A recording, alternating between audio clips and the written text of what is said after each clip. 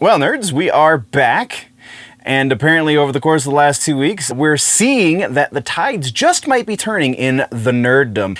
In the music section, it is a story of redemption because we have not one, but two different artists that are fighting for a comeback. We have, in gaming and tech, a surprise for the journalism crowd that we must talk about. Comic books this week is a huge section because San Diego Comic-Con happened, and Deadpool and Wolverine happened, which is apparently feeling its ripples all through the comic book section. TV brings us not so surprising a surprise return to a character that we once thought to be retired. Of course, in movies, Robert Downey Jr. is coming back, but we do have a little bit of news there, not just the surprise from San Diego Comic-Con. And in the rumor mill, apparently Feige is cleaning house again. We're going to talk about that, and that is literally just the tip of the iceberg, so let's get into it.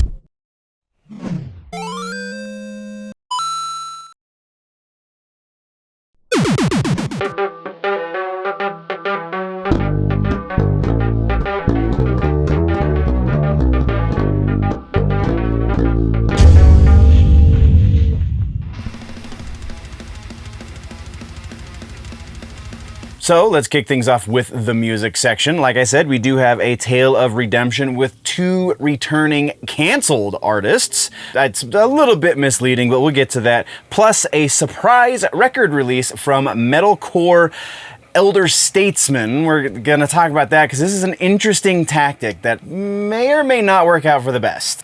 Let's just jump right into the new music section. We have no follow-ups or corrections to make in this section. Thank you very much. Before we get into too much of the things and the stuff, thank you very much to everybody who joined on the second channel for the shout-out show for July. Honestly, got a lot more views than I was anticipating, so it's really awesome that you guys are at least watching the conversation happen, if not actually directly having it back and forth with me yet. We'll get there. I'm not worried about it. Anyway, new music to talk about. And this is one of our first teases from the intro. The very first music video is Marilyn Manson's new song, As Sick as the Secrets Within. So that's why I kind of said this is a little bit misleading, because Marilyn Manson, obviously, we've already talked about his attempt at returning since all of the allegations have surfaced and blah, blah, blah.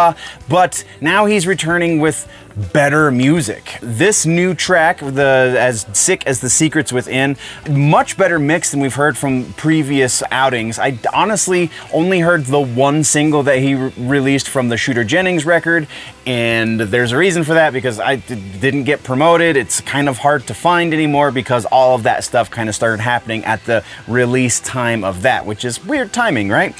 So yeah, the mixing is better, though the songwriting has lost a little bit of its edge. I feel like there's definitely something here that is no longer part of the equation. Maybe it's his confidence because he's been broken by so many allegations, who knows, but it's still enjoyable. Like, it's definitely still got a little bit of that darkness that you know and love from Marilyn Manson. It's not quite there just yet.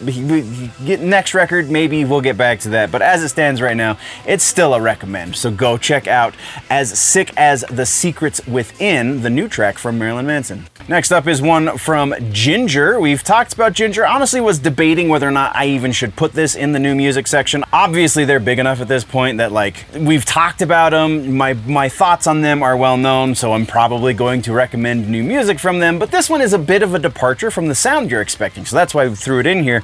It's definitely a lot more mellow in the vocal delivery for this one. The name of the song, before I bury the lead, which I already have, is Someone's Daughter.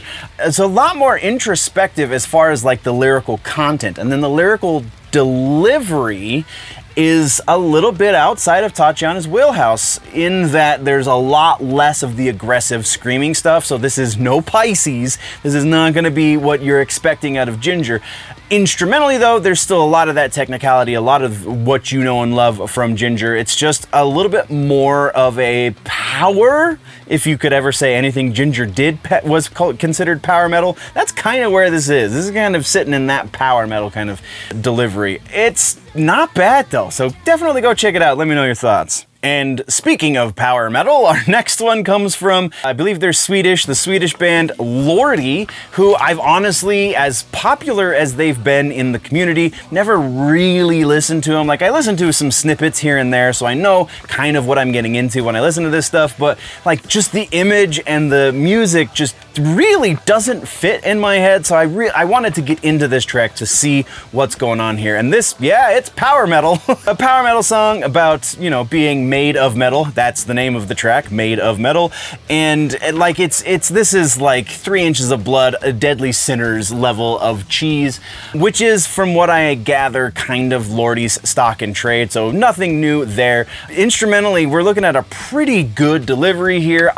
Power metal always makes me chuckle a little bit, and then power metal plus masks and costumes, I chuckle a lot of it. So, I mean, if you don't take the messaging super seriously, this is a fun listen, but I don't know, it's kind of a weak recommend on my part.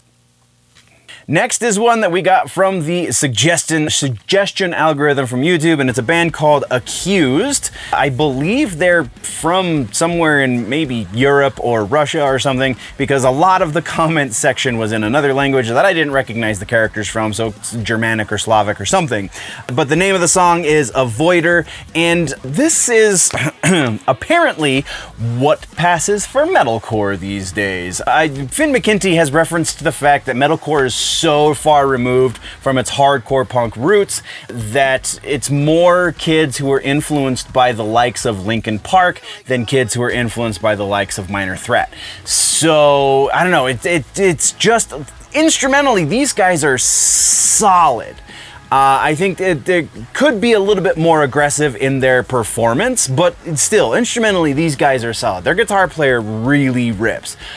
But vocally, I think that is one of the biggest things, and also dynamically. That's another issue that I have with a lot of more of the modern metalcore stuff, is the dynamics aren't exactly, I don't know, just don't do anything for me. I'm not gonna say they're not there, because this song has dynamics. It definitely goes up and down, flows. There's a bridge section where it's just vocals, which was actually fairly effective, but the vocal delivery is really what kills this new wave of metalcore, this modern metalcore stuff, because it just feels like there's no soul there. The lyrics that he's singing are very deep and meaningful, but I don't believe him because of the delivery through which he's giving me those lyrics. So yeah, this is a very, very, very weak not recommend. If you're interested to see what the modern metalcore scene looks like, and you're tired of, or you want to hear something a little bit more than just Killswitch Engage and Shadows Fall, etc., as far as metalcore goes, give it a listen, but I'm not saying check out the band. I'm just saying this is an anthropological study. And then we have a new track from Better Lovers. We talked about them when they released their very first track. We didn't talk about the flowered one. This one we're talking about again because I feel like this is kind of more of what I was expecting when you tell me that we're getting the best from Every Time I Die and the Dillinger Escape. Well, not Dillinger Escape Plan, but Puciato, Greg Puciato. You're getting Greg Puciato on top of the best parts of Every Time I Die. And like that first track I really, really dug. The flowered one was kind of meh. This one, not quite as good as that first track, but still, this is, I think, the stride in which they're looking for. So if the rest of this record, because I've only listened to the singles at this point, the rest of this record is as strong as this song at least, I think they've definitely got a hit on their hands. This is a hell of a lot of fun. Puciato's doing some really interesting vocal things on this one, especially that really cool melody that he establishes in the intro of this track. Just a whole lot of fun and a whole, just octane, high octane, not octane core, but high octane, just makes you feel like you want to go out and break things. Go watch the video, you'll see what I mean. And yeah, absolutely high recommend. This is good stuff. And we could not do a new music section from the last 2 weeks without talking about the triumphant return of Opeth.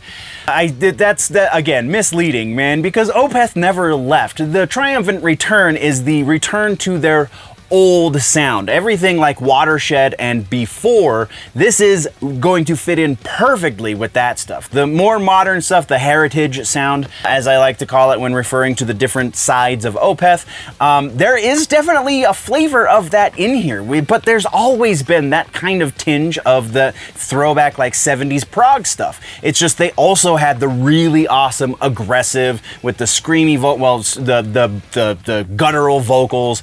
So yeah, we are getting the best of both worlds with this return to form from Opeth. The name of the song is S1 is how you have to look for it. It's not a proper S. I don't remember exactly what that symbol means, but find it by looking for S1. That is Opeth kind of returning to which in my opinion, the best record that they ever wrote was Watershed, and they're returning to that sound, and I'm super excited for the rest of this record. And then we have another one from Black Dahlia Murder. This one took me a little bit by surprise because the lyrical content for this song is not what I was expecting out of the Black Dahlia Murder. They're definitely a lot more whimsical with this one. This is a lot more like telling a story, mythological kind of feeling.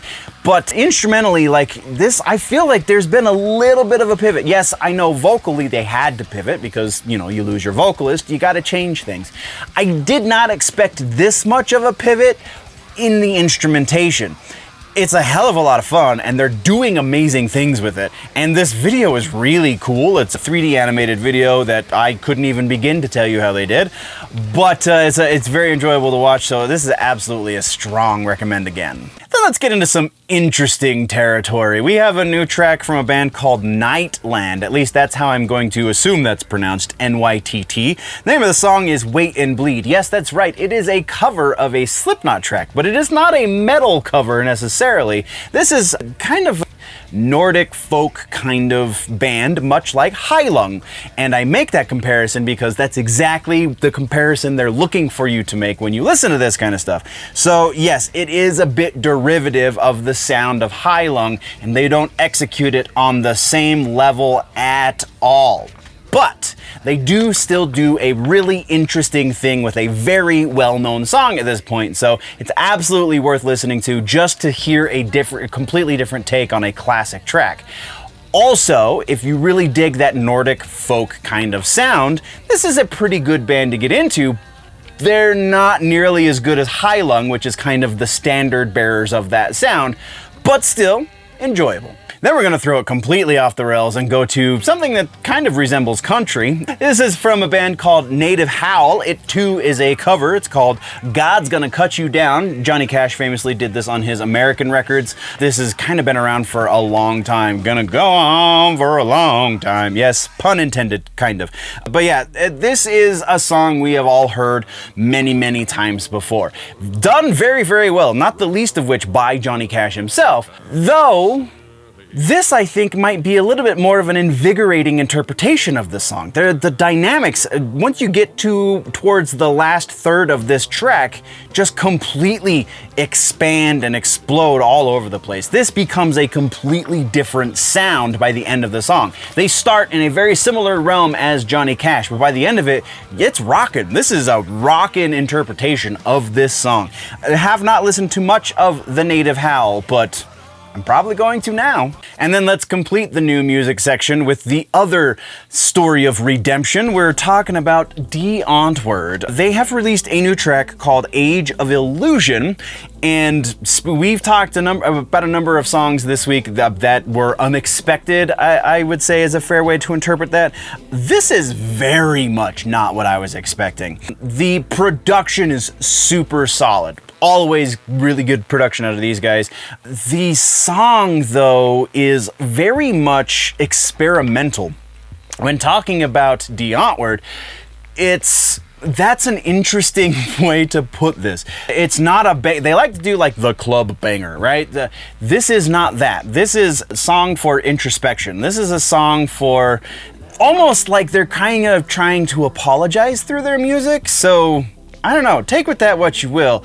It's worth a listen. I don't know how much of a recommend. I don't know if I'm going to revisit this song necessarily, but it's worth a listen just to see the kind of variety that they still have in them. So that kills new music. Let's talk about tours and festivals. Luckily, while I was gone, not a lot of like high profile tours were announced. There's some smaller stuff that we're probably not going to get into, but we do have a couple of pretty great ones. So first up, probably the second largest, maybe the largest on the list. King Diamond has announced that they are going on tour. He is going on tour with support from Overkill and Nytt Demon. Now, I don't know that I've heard Nytt Demon, but I'm intrigued if they're going on tour with King Diamond and Overkill. The tour starts October 15th, runs through December 6th, so you've got a lot of time to catch them. Link down in the description if you're looking for tickets. That's going to be a very interesting bill. I don't know if King Diamond, I don't think King Diamond's released anything for a little while, but Overkill has. Overkill actually has been doing crazy amounts of touring recently, so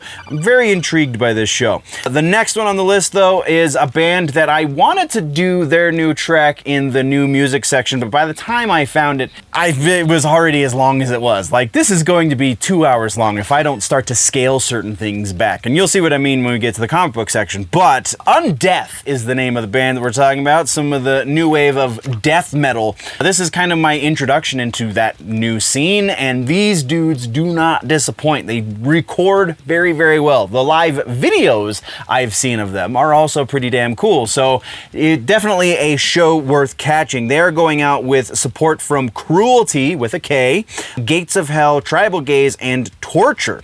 The main part of this tour is September 25th through October 27th. There are a few more dates after that, but the lineup changes a little bit, and it's not a complete second leg of the tour, so go check it out. Link for that is going to be down in the description. As far as the support on this goes, Gates of Hell and Cruelty, I know both of those bands do also incredible things. Cruelty, like, very surprising. They're a Japanese band. I'm pretty sure it's the Cruelty I'm thinking of. A Japanese band that just really is going to knock your socks off. So if you're looking for a great, heavy show to go to, and you're not going to the other ones we've talked about in previous episodes, this is going to be a really cool show. Again, link down in the description if you're looking for tickets. And then Better Lovers is going on tour. We talked about them in the new music section as well. Full of Hell is going to be on the support, as well as Spy and Cloakroom. Don't know Spy or Cloakroom, but Full of Hell is a great newer band as well. This is probably going to be the biggest tour on this list. Tour starts November 3rd, runs through December 2nd. Again, link in the description if you're looking for tickets. Better Lovers, Greg Pucci always puts on an incredible show. Solo with Dillinger Escape Plan, with, I don't know that they ever toured actually with I'm gonna brain fart the supergroup. Yeah, whatever. The one that he did with the dudes from Mastodon and Sepultura, Max Cavalera. Good lord, I'm just brain farting names again. This happens. Pucciato always does incredible things on stage. He's always a hell of a time to watch, unless you are working at the venue in which he is destroying. I have a couple of production buddies who worked a venue that Dillinger Escape Plan played, and he destroyed the house gear. And that's kind of a dick move. But otherwise, if you're in the audience, that's gonna be a hell of a lot of fun. But that's what we got for tours and festivals this week. I definitely anticipate this list to be a little bit longer next week, but we are getting into the latter half of the year. So we're gonna start to kind of taper off with the touring announcements. So don't expect these tour sections to get much larger until we get past the end of the year. Where are we going? Next is regular ass news. So let's talk about a couple of things in the regular ass news section. First up is the new All That Remains record that we know is coming. They've released 2 singles off of it, not the least of which being that amazing Divine track. Divine! Yes, that one. Yeah. This is going to be a surprise release. They're not going to tell anyone when it is released. They're just going to drop the record and walk away, effectively. They are currently on tour with Megadeth and somebody else fantastic that I'm totally brain farting because it's not in the notes. Because, again, I take Amazing notes, that's right. Yeah, so new record is, I did not even see the name of the new record, so they're not announcing that just yet either. It is done, it is completed at this point. They are on tour, technically supporting it right now, so probably it's going to release sometime when they're on tour, but the tour literally just started like sometime last week, the Thursday or so, Friday last week. So we've got a lot of weeks of them being on tour, and it could drop at any time. When it does, we'll probably talk about it in the follow-up section, but that's what we got there. From there, let's talk about our other piece of regular-ass news, and that is Jason Bitner. Jason Bitner, famously the drummer for, well, my favorite drummer from Shadows Fall, because he's the only drummer for Shadows Fall, but he also was in Overkill. Speaking of Overkill, they were in the touring section, as well as what is the other one? Something 7. I didn't put in the notes because those are the two big ones. The 7 group is a super group. I don't know if those guys are ever going to tour, but the reason we're talking about him right now is because he's leaving Overkill and focusing on Shadows Fall. Category 7, that's what it was. Yeah, focusing on Shadows Fall because they're writing new music and they're apparently going to be going on tour, probably going on tour, which is super awesome. Category 7 also putting out new music apparently because it was mentioned in one of the sources, on one of the articles rather, that I sourced for this piece, that he's focusing on Category 7 as well as Shadows Fall, but specifically he's finishing up the new Shadows Fall music and then probably going on tour. That just sounds like, yes, please and thank you. Yeah, Jason Bitner, probably one of the best drummers in metal right now, has been since Shadows Fall started. He won a number of awards for that first Shadows Fall record, so not really a surprise, but that's what we got for regular ass news. Let's talk about music suggestion for the week. Your suggestion this week is my favorite Rammstein record.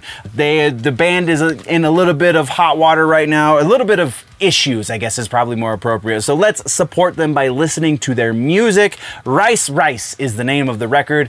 This is by far my favorite release from Rammstein. Just every track on here is freaking-tastic in its own way, because Rammstein does a lot of different sounds. It all falls under that kind of industrial, techno, whatever the hell you want to call what they do, metal sound. But they are kind of different. Standout tracks on this one are going to be Cayenne Lust, which has probably the heaviest riff Rammstein has ever written towards the end in that bridge. America, which is one of their biggest high-profile songs. Obviously, it's not as big as Du Hast, but it's damn near close. And then the other one that kind of shifts the dynamics onto its head is Onadish.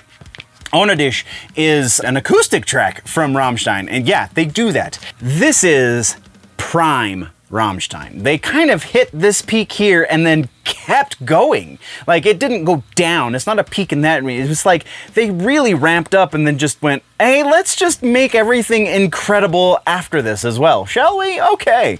So yes, Rice Rice is your suggestion for the week in music.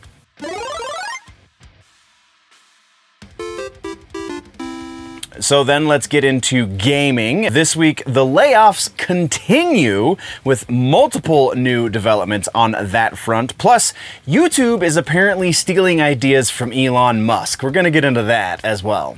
We once again have no follow-ups or corrections, so we're just gonna get into the regular news.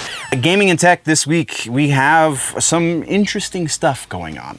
First up on that list is Bungie. Bungie is cutting 17% of their workforce, or has cut 17% of their workforce, which equates to roughly 220 employees. Technically, I think this is Sony coming in and saying, hey, you guys aren't making us any money, you're gonna have to do something. And so Bungie says, okay, let's fire people, because that seems to be the way of things anymore. So CEO of the company, Pete Parsons, has attributed this layoff to poor sales, which in turn means that the fans are to blame, right? Is that how that goes? So the fans aren't buying what they're selling, so they have to make cutbacks, because obviously it's the fans' fault that they're not buying what they're selling. And then the fans' response was, actually no, it's because you guys have made it a point to virtue signal for the last 8 years, and we don't really care to listen to anyone just virtue signal constantly, so that's why we lost interest in your stuff. So yeah, it's their fault. I mean, I don't, like, It sucks that the industry is in the situation it's in, that so many companies have had to lay off so many people. But that's also kind of speaking to the idea of you can only grow so much. And you can only grow so fast. And we were in a situation a few years back where everyone experienced insane amounts of growth, at least on the tech side of things, because that was all people could interact with. So of course they expanded. Of course there was a lot more influx of eyes getting onto the content for these certain things. But like, the fact that nobody took into consideration the idea of, well, this is temporary, we should maybe plan for the future when this goes away. Because, I mean, yes, it's very difficult to read how, because we were in a super unique situation as far as the world is concerned, but it could not have been a long-term thing. There is no way that that was going to last forever, let alone for, you know, a decade or anything resembling that.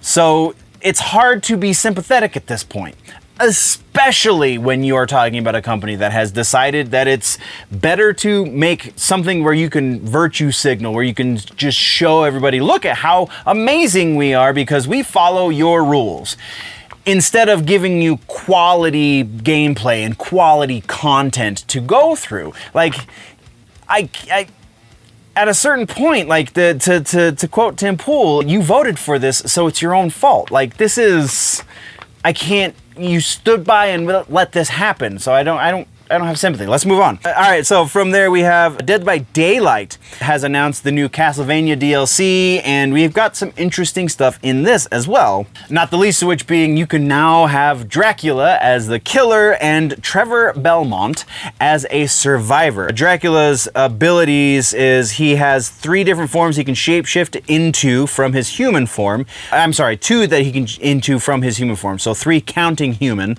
or vampire, whatever you want to call it. Bat and wolf, each with its own separate abilities. And powers is such, the vampire form is he can cast hellfire spells, he has perks, he can, like Hex and Dominance. Trevor Belmont has Eyes of Belmont to see the killer's aura, so you can see where he's been, maybe not where he is exactly. Exaltation, which is an upgrade item rarity, so you can make things, find things more rare. And Moment of Glory for automatic healing. So it's pretty freaking cool. Castlevania DLC is sure to do well on this game because Castlevania is a pretty good franchise. So just saying. Will be released August 27th, and we'll be adding a new layer of horror and excitement to the game, according to them. So yes, pretty exciting there. Let's go from a really cool thing to a not so cool thing. We have Game Informer shutting down just overnight. There were future plans in place for at least the next 3 months of issues, so next 3 issues. There were stories submitted, etc., etc., etc., and then GameStop just decided that they didn't want Game Informer around anymore, basically, and they shut it down. So let's get into the details here. Very little is still known about the reasoning behind this closing of the doors. Very much worth noting that Game Informer was the longest running video game-oriented publication around. They have been operating for 33 years. This is, again, just more layoffs. The story of layoffs continues. Game Informer, there is still, the archive is still up online, and that not the archive, but previous articles and stuff still exist online. There's just not going to be anything new. And then we have glimmer of hope as far as the archiving of the previous issues and such. Independent outlet MinMax is organizing an archival project in order to save what exists of the magazine. So that's pretty freaking cool. I don't have the link in the description right now, but I will try and get that before I publish. So that's what we got on that one. And then our final piece of regular ass news for gaming and tech is YouTube related.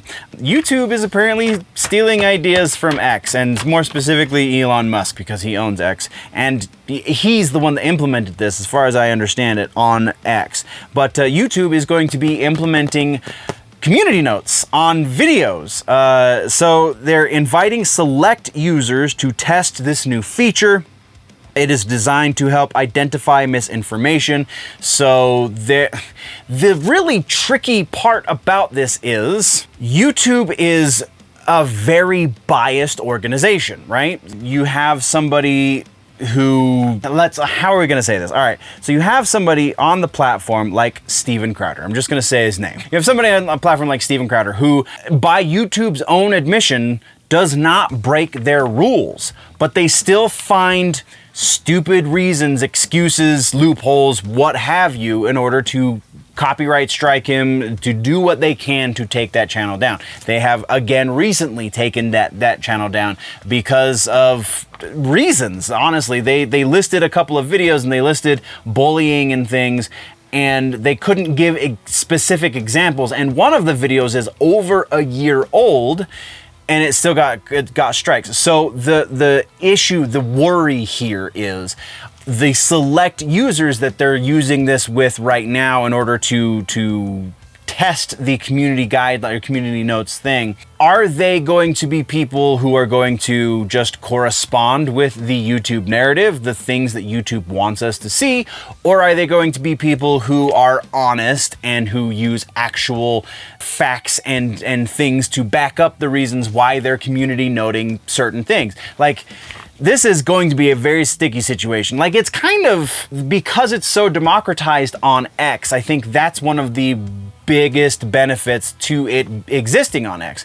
Also, the nature of the platform is dramatically different, because it's still, even though like they are kind of turning a focus onto video content and such on X, like it's still largely a text-based platform. So when you have community notes also in a text style, like it kind of makes sense. It makes things a lot more easily accessible. YouTube has tried things like this in the past. Facebook has tried things like this in the past, where they had a board, effectively, that would link to, specifically during the times of the COOF, they would link to articles, or they would link to things that would support their arguments. And a lot of those articles at this point, we now know to be false. A lot of the information that they were pushing, we now know to be false. So is this going to be a perpetuation of that cycle, or have they learned from their poor choices and they're moving forward in a better direction? I don't think it's going to be the latter. I think it's going to be more of the former. Like that's just past examples kind of dictate that that's the direction they're headed. So very, very worrisome. This beta, effectively what they're doing, this beta rollout, is obviously going to eventually roll out platform-wide, though there is no timeline that they're giving for that. So that's, again, what we have for regular-ass news in gaming and tech. Let's talk about suggestions for gaming and tech. XDefiant is our suggestion for the week. If you need a break from your main game, XDefiant is a free-to-play FPS. You've got a little bit of the Mercs versus Spies from, what is it, Splinter Cell back in the day. There's a lot more factions involved than just those two anymore, but you still get those elements, and that was some of the best arena-style FPS stuff around. Outside of Halo, because I'm a big Halo fan, though that community is going through a whole different situation right now. Watch Mint Blitz's channel if you want to know what I'm talking about. But XDefiant is doing some really interesting stuff, so go check out XDefiant. That is your gaming suggestion for the week. Like I said, to introduce the main episode, San Diego Comic-Con happened, as well as Deadpool and Wolverine has been released. So apparently that is going to be affecting much of this section. That and zombies, and then other stuff as well. So let's talk about as much as we can, at least. Okay, so here we go with the comics. Yeah. We do have a follow-up. The death of Deadpool is now being followed up with another new Deadpool book, but it's not going to be Wade Wilson behind the mask, because Wade Wilson is going to be the one who has died. They are instead going with Wade's daughter, whose name is in here, Ellie Camacho. Ellie Camacho will pick up in Deadpool number 7, rather. Because Deadpool number 6 is when Wade's going to die. This is a really weird situation, because like, you just released this movie and this is going to be a big thing that brings people in, and so you're switching things up. I thought we were learning from our mistakes, Marvel. Yeah, I don't know, gravel in my mouth. Yeah, so Deadpool number 7 will be on shelves October 2nd. Number 6 will be September 18th. The other interesting thing here is Taskmaster is the one who's going to be training Ellie. So I just very interested to see where this storyline goes and how, because they will, but how are they going to bring Wade back, because nobody ever really dies in comic books. How many times has Wolverine died in comic books? Shit, how many times has Deadpool already died in comic books? At least twice that I can remember offhand, and yeah. So let's move right along into some regular ass news. We already got the follow-ups out of the way. Regular news. Starting things in the regular news is zombies. Marvel Zombies getting a new book. It's actually a new type of Marvel Zombies book. It's a new 4-issue limited series that is set to be released in September. Writer Tom Krajewski and illustrated by Jason Murr. It's going to have... I'm reading directly the notes now. That's silly. It's going to feature Hulk and Groot in their world that this is going to take place in. Groot is going to be the source of the zombie disease in this world. So it's not going to be Reed necessarily. It's going to be plant-based zombies. So there are a couple of teaser pages released in the previews this month, and it looks super interesting. I have all of the zombie books at this point, so I'm very interested to see a new twist on a favorite. Yeah, super stoked. Again, it is going to be September release. There was more to these notes. Yeah, September release. Variant covers from artists like Nick Bradshaw, Ron Lynn, etc., etc. So that's what we got there. Comic books is going to be huge. We're at the San Diego Comic-Con. There's a lot of comic book news. So by the end of the regular news section, we're going to just kind of do also rans, just because we gotta keep things going, man. We gotta keep these watch times up and keep people interested. So just kind of hitting some highlights. That being said, our next one is X-23. Marvel has announced that there is going to be another solo book for X-23. It's going to be titled Laura Kinney, Wolverine. Set to launch December of this year. It is going to be written by Erica Schultz and illustrated by Giada Belviso. It's going to be Laura exploring her identity crisis, kind of the bread and butter of when she held the mantle of the Wolverine when Logan was dead. Like, this is kind of a continuation of that. And that was honestly a really decent story. I'm not going to say it was really good, but it was good. So yes, I'm super stoked for this one. The release date, we already talked about it, December 24th. All right, or December of 2024. Like I said, a lot of stuff is going to be coming out of the Deadpool and Wolverine movie because, spoiler alert, I guess, we got X-23 in that movie, though I'm pretty sure at this point she's in at least one of the trailers. All right, so from there we have Star Trek. Star Trek has renewed the license at IDW. Flip that, reverse it. IDW has renewed the license to produce Star Trek comic books. That's actually going to be two different stories. With author Ryan North, the series will re-debut in November of this year. The adventures, that's the next piece. I'm reading the next piece. Sorry. It will celebrate its 500th issue in September of this year. That's what we're going for. Star Trek Comics has been on IDW since 2007. The story that is going to take place in the 500th issue is going to be co-written by Patton Oswalt. Ongoing Star Trek series and the interactive graphic novel Lower Decks, Warp Your Own Way, which is what the next piece is going to be about. It's pretty awesome. They're renewing their contract. Let's move on to the next piece, which is, again, Lower Decks. Lower Decks, we have Ryan North is writing this. Ryan North is an Eisner-winning author, so that's pretty exciting. Will debut in November. It is going to be based on the animated series, effectively. The USS Cerritos. Words. The USS Cerritos crew, and there's going to be a number of different artists, blah, blah, blah. Yeah. Again, more of the same from the animated series. From there, I'm trying to keep this going, man. From there, Dogpool is the next piece. Dogpool is also getting his own comic book. It's a her in the movie. In the books, it's a him. It's just kind of, I don't know, it's how they go.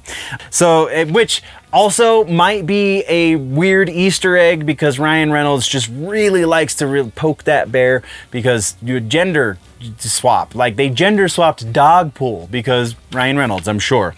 Anyway, Dogpool is getting a book. It is going to be written, it's coming out January of 25. Writer is Robbie Thompson. Artist is Nuno Plati. The series is going to explore Dogpool's adventures in the Marvel Universe, including interactions with the Deadpool as well as Wolverine. So I'm honestly very interested to see that. I'm not familiar with Robbie Thompson's writing, so hopefully he does the Deadpool core justice. We will be seeing the Deadpool core in this story, apparently, as well as, oh, we already said that, Wolverine and Deadpool himself. So yeah, this is apparently a push for more character-driven narratives around Dogpool. So sure, okay. But continuing with things that are coming out of the Deadpool movie, the TVA is getting their own damn comic book at this point. Marvel has announced there's going to be a TVA book titled Marvel Studios' TVA, which ties into the Loki series, so it is going to be canon inside the MCU.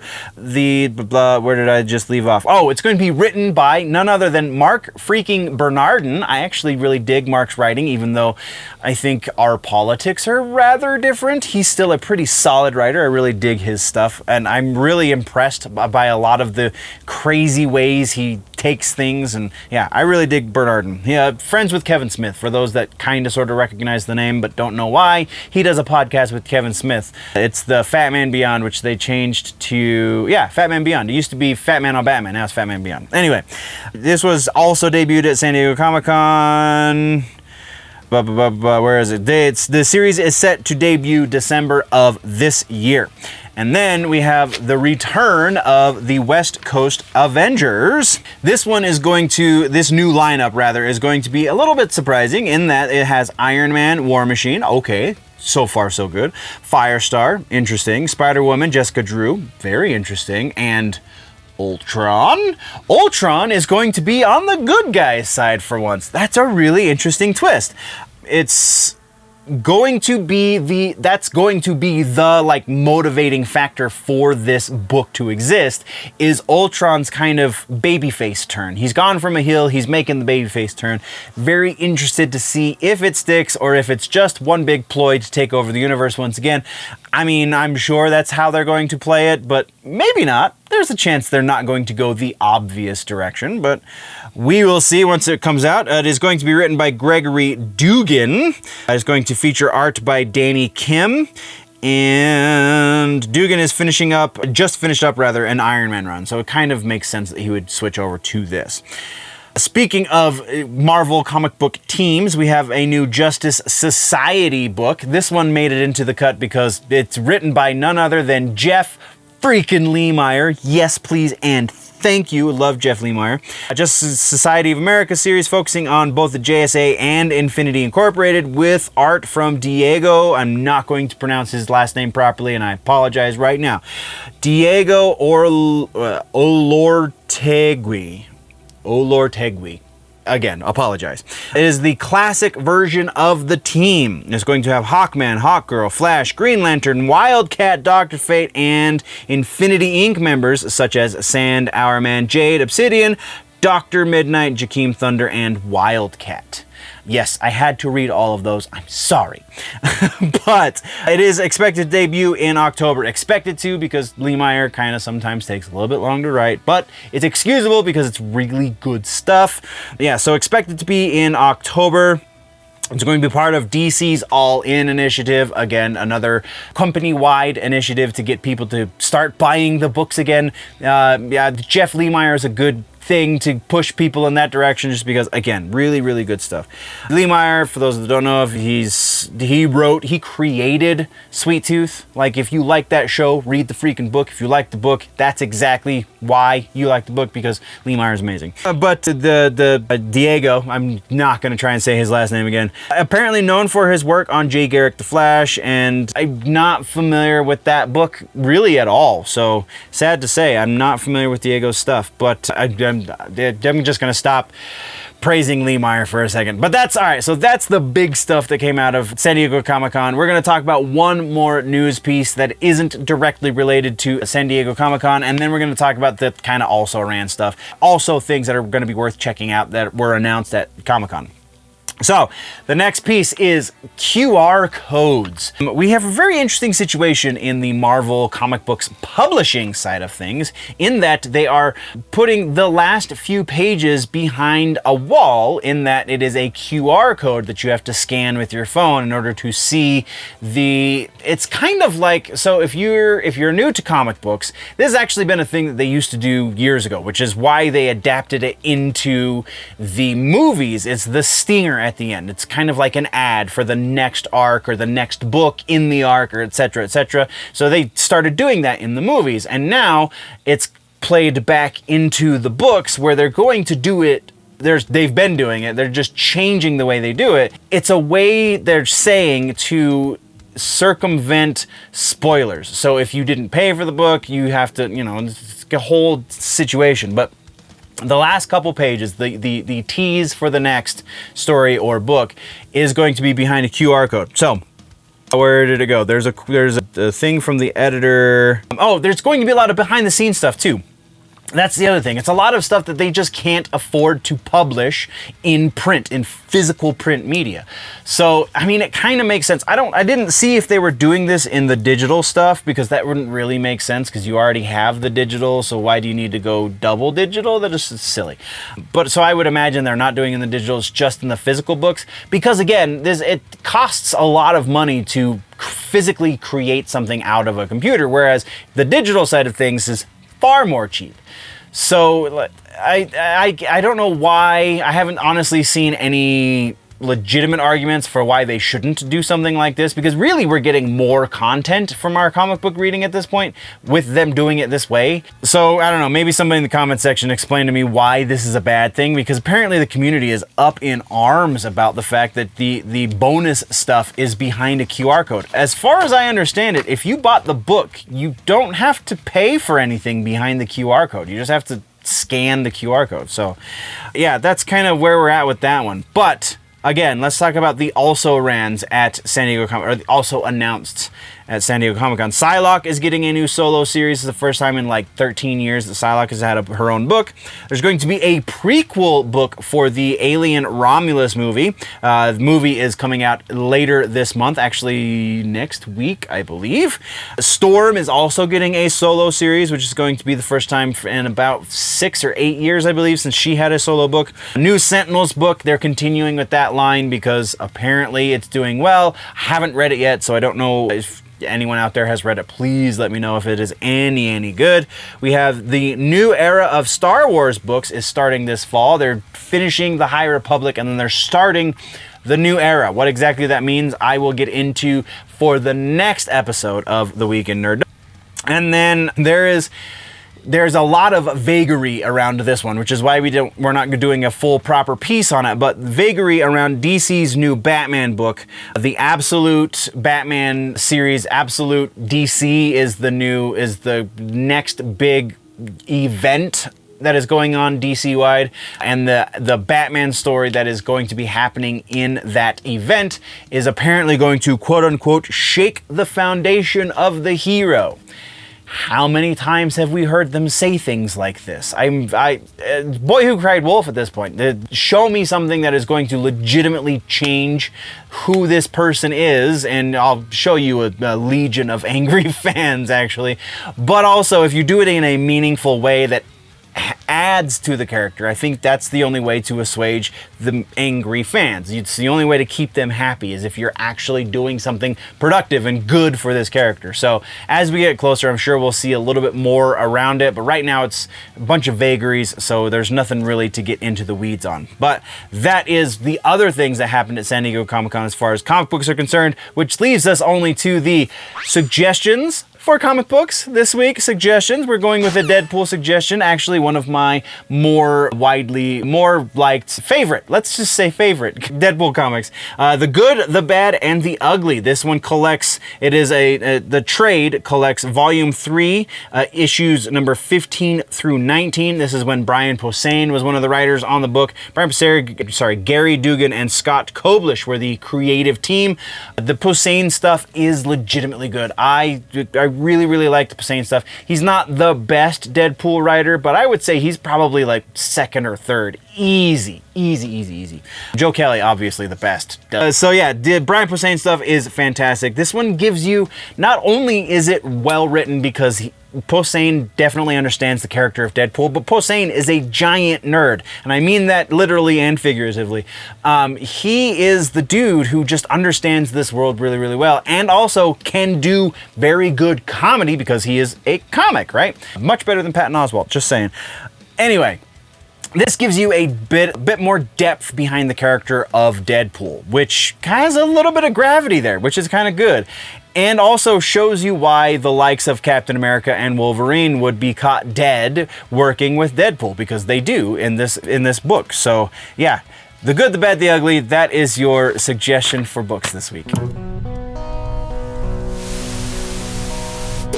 So then we have the TV section. This week in TV, we have news on two very popular nerdy franchises. One of them not so good, the other one very much up for interpretation. Also, we have to talk about this Evil Dead situation. Follow-ups, corrections, TV, let's do it. First up, we have Squid Game. We have the season 2 is going to be launching on December 26th on Netflix. We also got the announcement that season 3 is going to be the final season for Squid Game. There's going to be a 3-act arc, probably, because we get 3 seasons, so that would make sense. The other follow-up, we have two other follow-ups, rather. The next follow-up is Battlestar Galactica. The second reboot of this franchise is now officially dead. It is not happening, at least not in its current iteration. A couple years from now, somebody else might get the rights to it and then do a thing. If that happens, we'll talk about it, but as it stands right now, it is no longer happening.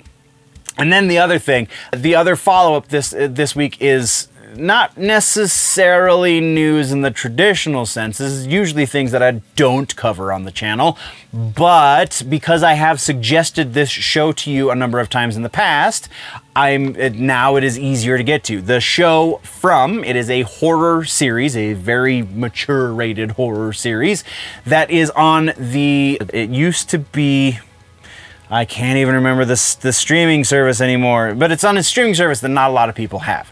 Well, it has returned to Amazon Prime. Very likely this is a limited return to Amazon Prime, so if you have not watched it, highly recommend this show. It is very good. 3 seasons of it. I have only made my way through the first season and I think like the first 2 episodes of the second season, and absolutely recommend. It's not our suggestion for the week, but if you haven't watched it, go watch it. That is what we got for follow-ups and corrections. Let's talk about trailers. We did get the final trailer for Terminator 0 this week. It's gonna be worth a watch. It's anime, Terminator, 2 things I'm really into. Yeah, sure, let's do the thing. There's no reason. The trailer does a little bit to hype it up, but really, it's Terminator, an anime. What more do you need? August 29th is when it is going to be launching on Netflix as well. Then let's get into some regular ass news. It's going to be a quick TV section because that's just the way TV goes anymore, apparently.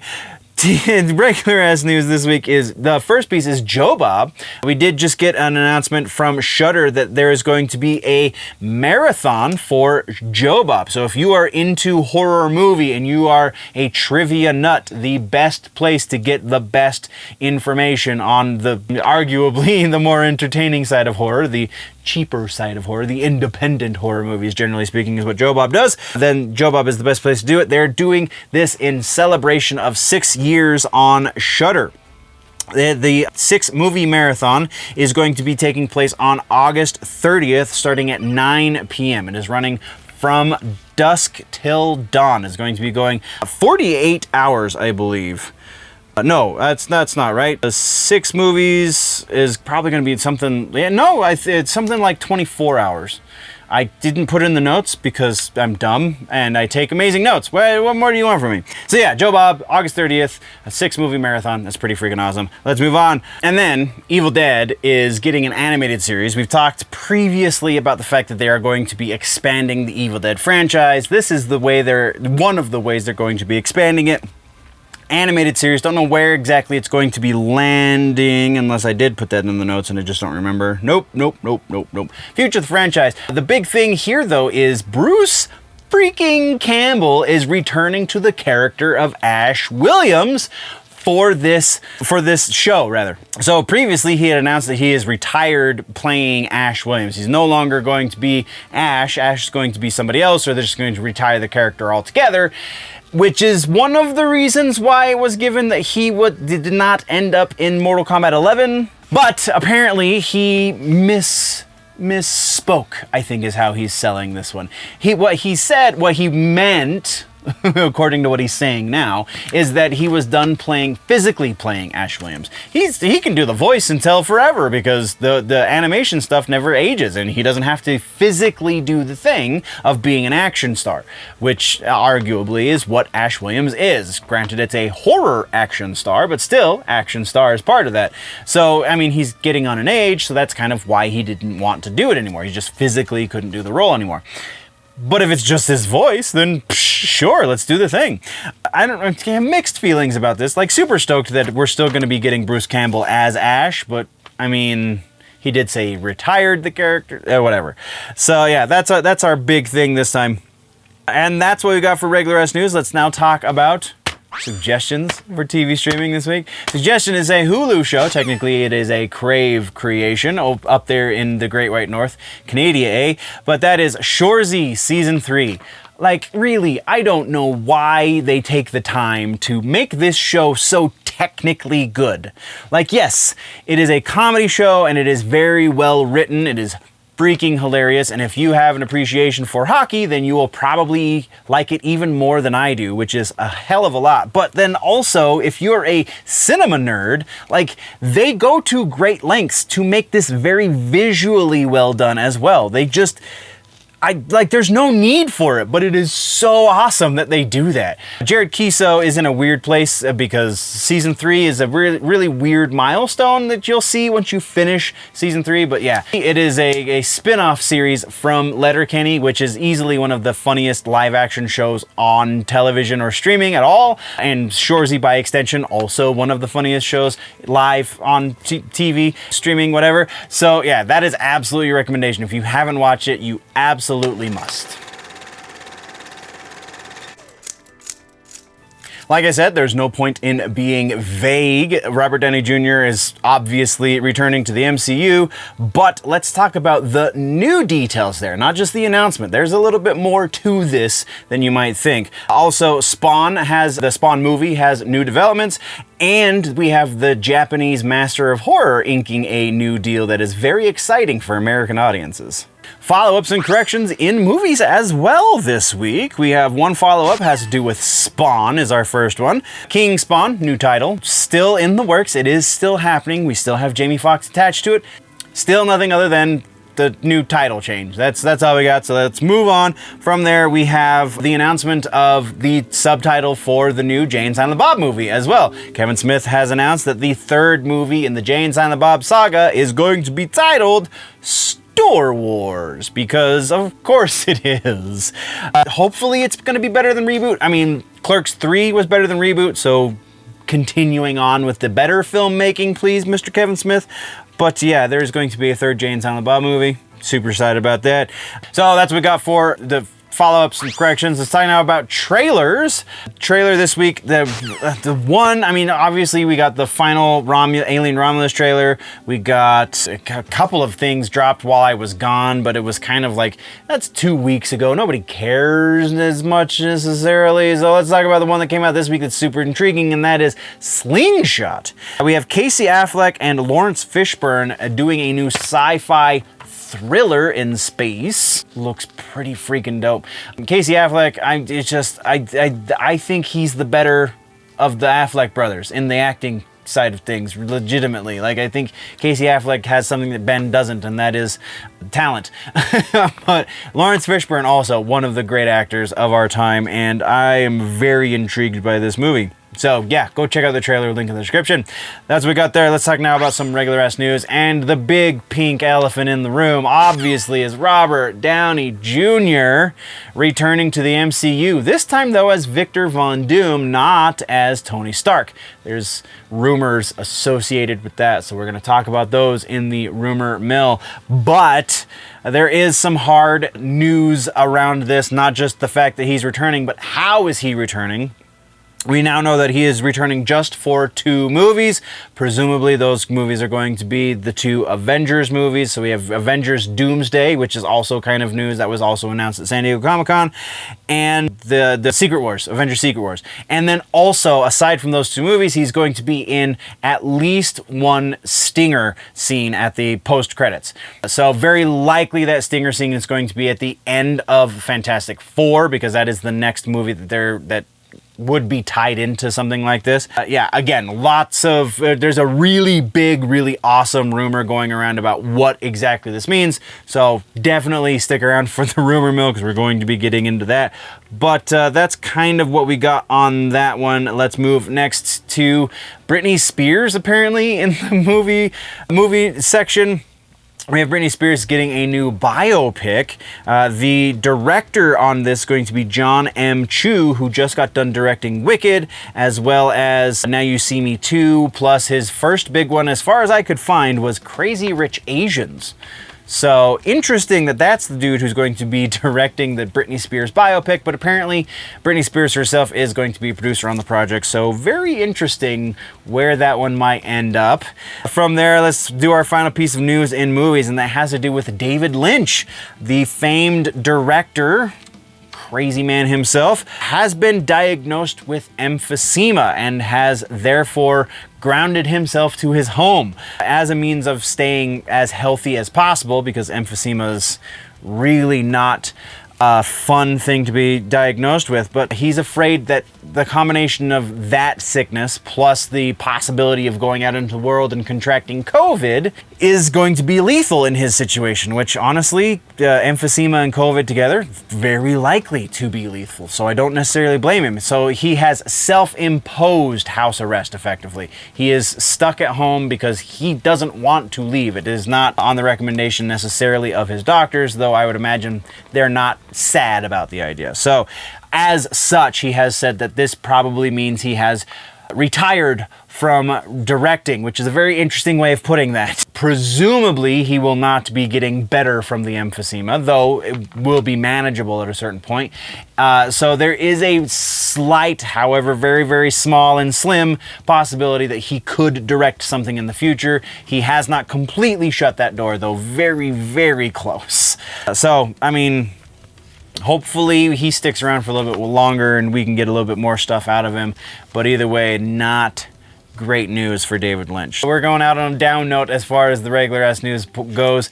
Let's go into suggestions this week for movies. Honestly, I was going to suggest Longlegs because everybody's going to see Deadpool. But again, everybody's going to see Deadpool, and I really think this movie, I like this better than the second one. I don't know if I like it better than the first one, but I like it at least as much as the first one, so there's that. But this is, if you are into the Marvel stuff, if you're into the kind of things we talk about here on the channel, then you absolutely should have seen Deadpool at least twice by now. I have. I've paid to see it in the theaters twice. So yeah, that's huge. And honestly, the second time I saw it was a double feature with Longlegs. So I got to do 2 of the things I wanted to do all at once. Longlegs is weird. It's very much a thriller, not necessarily a horror, but it's weird. So go into it, if you're going to do that as well as Deadpool, go into it knowing that. And it's also kind of transparent, but still a lot of fun, especially if you're a cinemaphile. Deadpool's the real recommendation here because that's what you're going to go watch anyway, so why waste our time talking about anything else? It's classified. And then the final section of the episode is the rumor mill. We have some confirmations, i.e. spoiler alert, for the Deadpool and Wolverine movie. We have confirmed rumors to talk about, and yeah, that's going to be fun. Wolverine casting rumors have come back to haunt us, but there's a little bit more to one of the big ones there. We're going to talk about that. Plus, we have the MCU just might become profitable again, and I'm going to tell you how, at least according to the rumor mill. Okay, so confirmations, refutations. Let's get the other big thing out of the way first. We are talking about confirmations for rumors that were dealing directly with the Deadpool and Wolverine movie. Therefore, if we are confirming a rumor, that is a spoiler warning. If you have not yet seen Deadpool and you care about spoilers, then maybe the rumor mill right now is not the thing for you. I don't know, skip forward a couple of minutes and we'll probably be past it. But yeah, we do have a couple of rumor confirmations and kind of anyway, yeah, skip forward if you haven't watched the movie and you care. So, that being said, let's talk about these couple of things, right? So, we have Blade. We have Wesley Snipes returning as the role of Blade, which is a Guinness Book of World Records setting record. Like this, he is the longest running actor portraying a comic book character in live action, which is huge, which is really, really cool. And his scene in the movie was fantastic. I'm eating a little bit of crow in that I said he was not going to be returning, and lo and behold, there he was. But also, in those pictures, I said that that was the TV Blade because there was a Blade TV show, and I was not wrong with that. I don't know if it's the same actor. I didn't look that up. But you can do that. But either way, it's the same character. We know this. Yeah, so there's that. And then the other one was Henry Cavill. Oh, huge thing.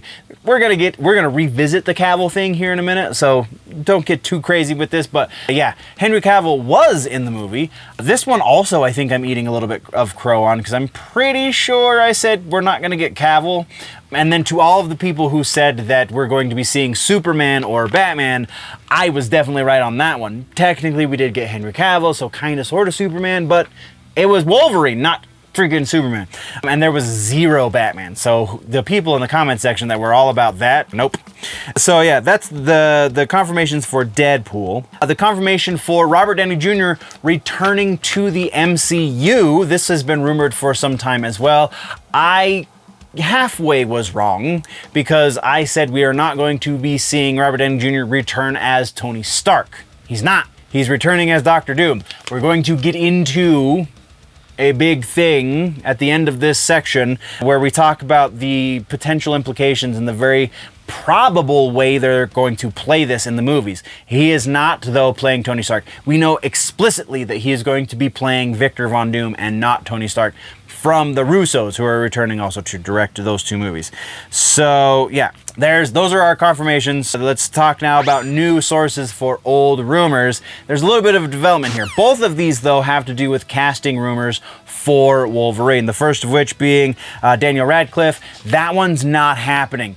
Don't know how many times I'm gonna have to say this, but we do know with very little doubt that Daniel Radcliffe is not going to be cast as Wolverine. Also, we have new rumors talking about Henry Cavill being cast as Wolverine. Now, I can say again that as of this very moment in time, because we know this for certain, explicitly from Marvel themselves, they are not, at this moment, looking to recast Wolverine. The implication there is, or the way they're trying to sell that, I guess is more appropriate. The way they're trying to sell that is that they're not going to be putting Wolverine in any future projects right now because I think Feige said something along the lines of to have somebody doing a Hugh Jackman impersonation would fall flat. And he's not wrong with that, even though Hugh Jackman is kind of doing a little bit of an impression of the 90s cartoon version of Wolverine. Still, nothing wrong with that. That's actually kind of what we've been wanting for a while, and now it's a lot more explicit at this point with the yellow costume and whatnot. So yeah, so Cavill being cast as Wolverine is not happening this moment. However, they will eventually have to recast Wolverine. And there is a new part of this rumor saying that as of the reception of Cavill in the makeup and such as Wolverine in Deadpool, as of Comic-Con, as of San Diego Comic-Con, it seems that Cavill might be entertaining the idea. This one comes from pretty solid sources. It is very, very loose at this point, and we again know that for the time being, they're not recasting Hugh Jackman in the role. I said that very specifically because that is leaving open the door, and the joke was made a number of times in the Deadpool movie that Jackman will be returning as Wolverine for something. Very likely just the 2 more times, just for the 2 more Avengers movies. And by the end of Avengers Secret Wars, something's going to happen so that Hugh Jackman leaves, and there again, I will be very surprised if we see casting for Wolverine by that point. It's probably going to be once they officially retire Jackman as Wolverine, that then they recast that character. And it will probably be fairly quick at that point too, because again, they're gonna probably bring this multiverse stuff to a head with the Secret Wars and then shut it down. Seems to be the direction they're going, if you want to believe some of the things that they said in the Deadpool movie, because, I mean, fourth wall breaking being what it is, and Ryan Reynolds doing the thing that he does, like, there's reason to believe there's a little bit of information in those movies, so, or in that movie, rather. So from there, let's talk now about the new rumors, shall we? First up, we have a Lobo rumor. This is technically rumor based on rumor, but this is one of the worst kept secrets in Hollywood right now, at least as far as Warner Brothers is concerned, and that is that Jason Momoa is going to be playing Lobo. That's not the rumor we're talking about right now, but that is technically still a rumor. The rumor we're talking about here is where we're first going to see Jason Momoa Lobo, and that is Supergirl, Woman of Tomorrow. Normally, because this is rumor, based on rumor, we can't go above 50% because that's just way too far removed from reality at that point.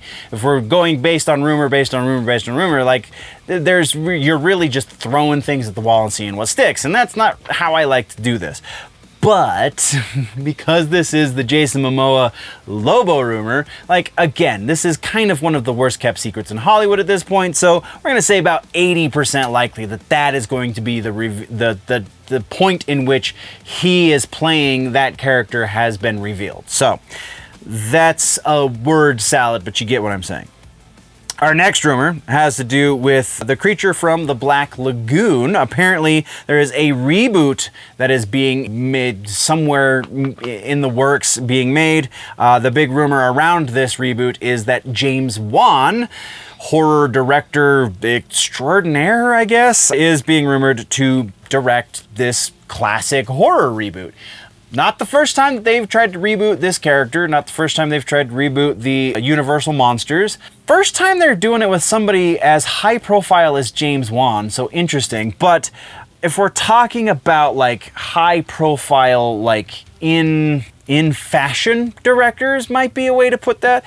James Wan is kind of on the top of the list. James Wan and Jason Blum, like, those are the 2 dudes that do modern horror as far as like big audiences are concerned, right? So, I mean, you go to any one of the A24 guys and they're probably going to do you a better movie, but it's going to be not as high profile. So, yeah, I think there's a lot of reason to think it would be Wan over Blum, because Wan, again, has already shown that he has the ability to bring in very large audiences because he directed the Aquaman movies. He's directed a number of other things outside of the horror genre.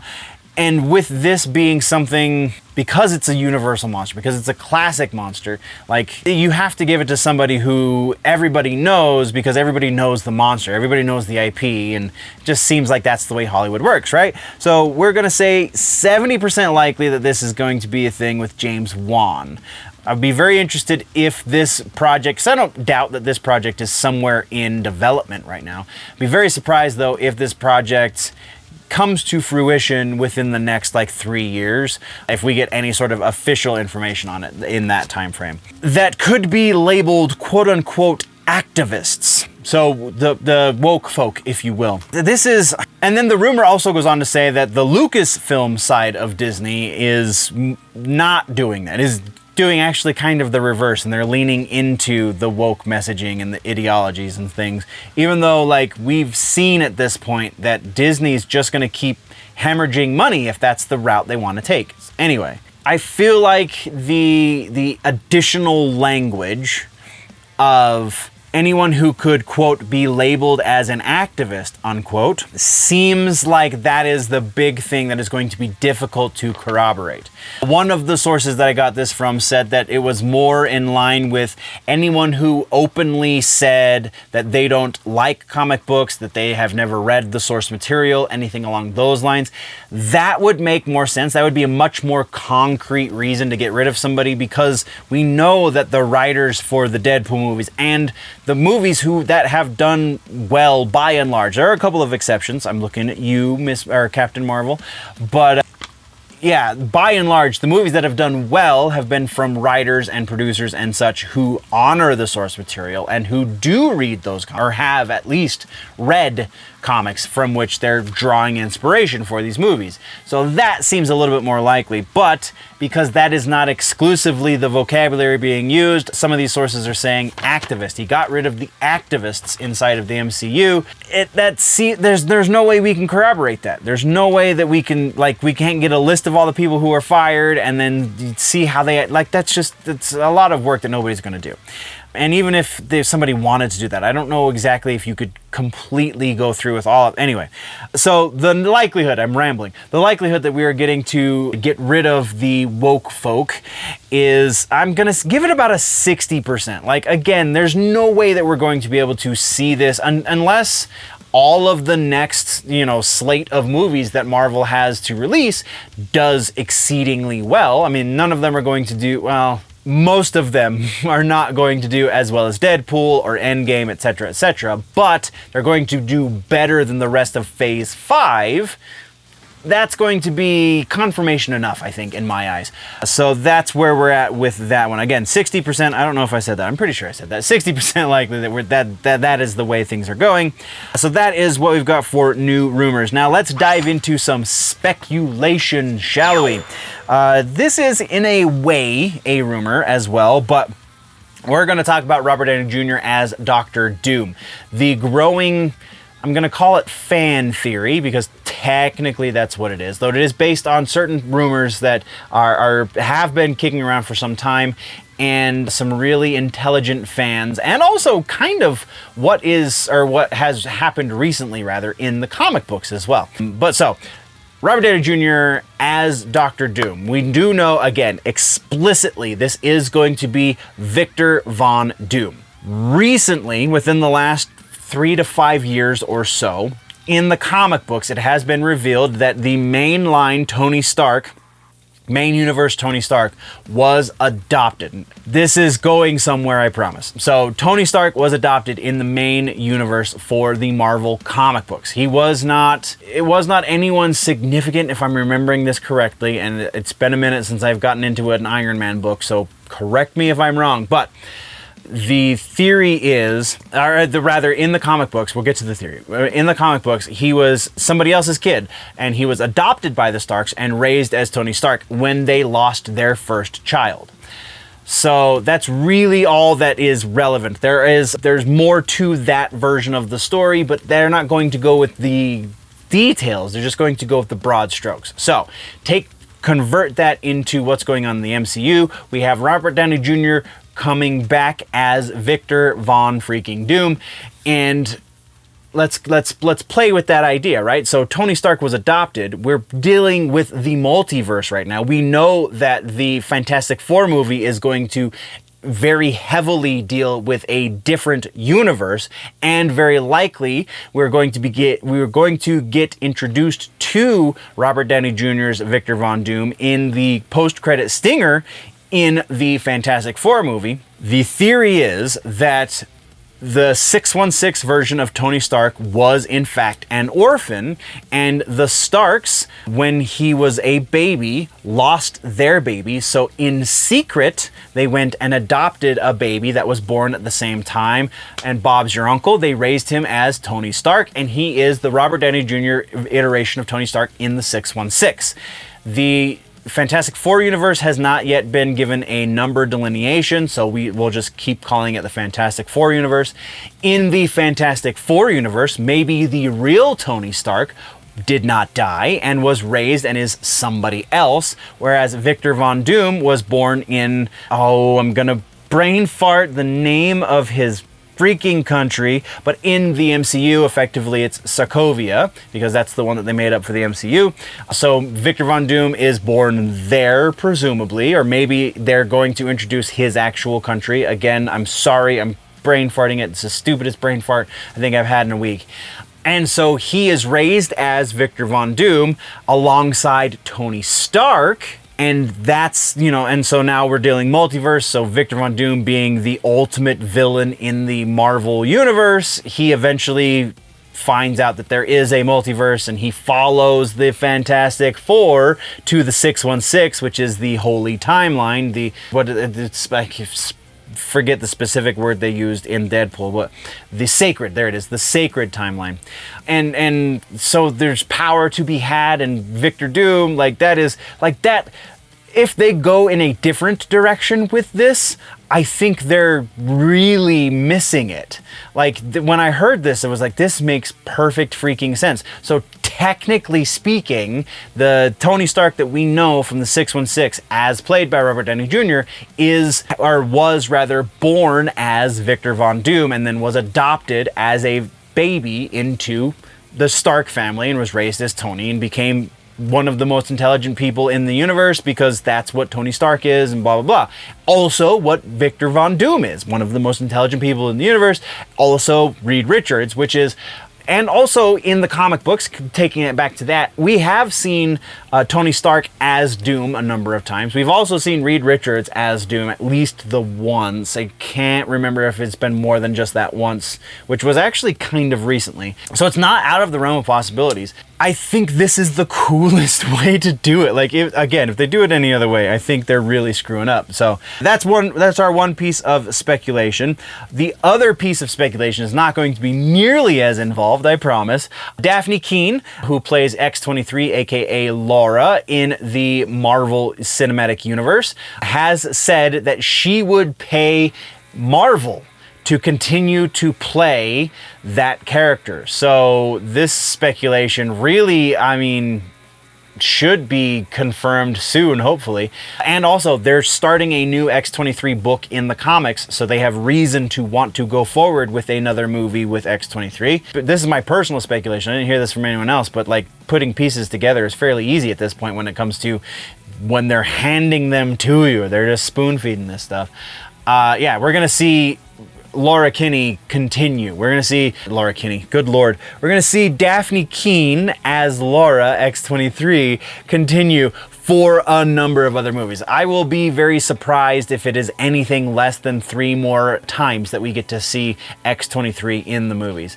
Because it's same, Tom Holland said something similarly. He said he would love to play Spider-Man until he dies. Also, Robert Downey Jr. said the same thing about Iron Man, though then he started asking for more money than Marvel could afford, and we saw where that has ended. So yeah, we're gonna see Daphne Keane come back as that character at least 3 times. I will be very surprised if it is less than that, but I'll also be very surprised if it is only 3 times. But we're gonna say 3 times more as X-23. So that is our speculation. That is the end of the rumor mill. Thank you very much, nerds.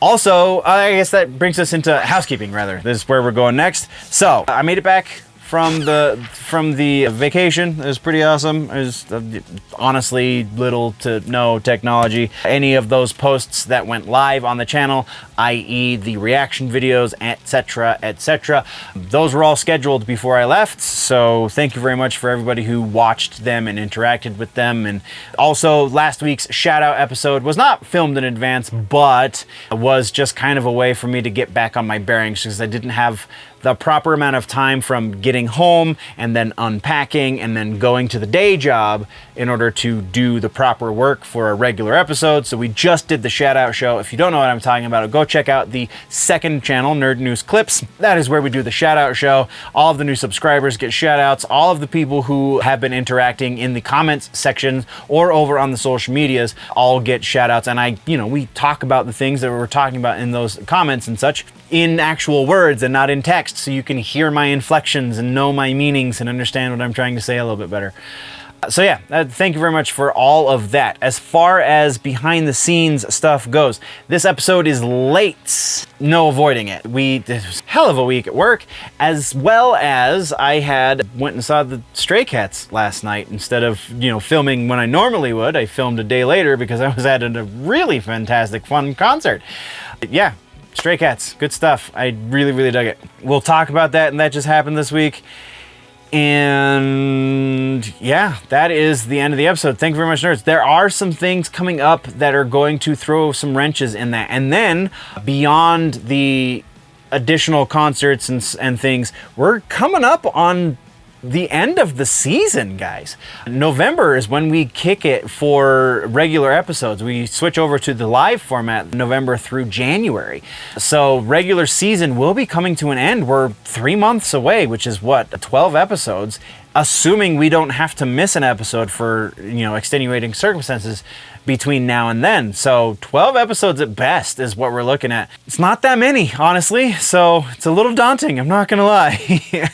But thank you very much, nerds, for sticking around. I'm gonna figure something out to gift to you for sticking around to the end of these episodes, or for all the subscribers and stuff too. So thank you very much, nerds. That's kind of where the rambling ends. I promise we'll get to it again next week, I'm sure. Or if you just stick around for the next video that gets posted, which will be That Just Happened right here on the channel. I love your faces. I'll see you in the next one. Before we go, always remember that if it's generally nerdy, it's probably here, and I'm happy to be back.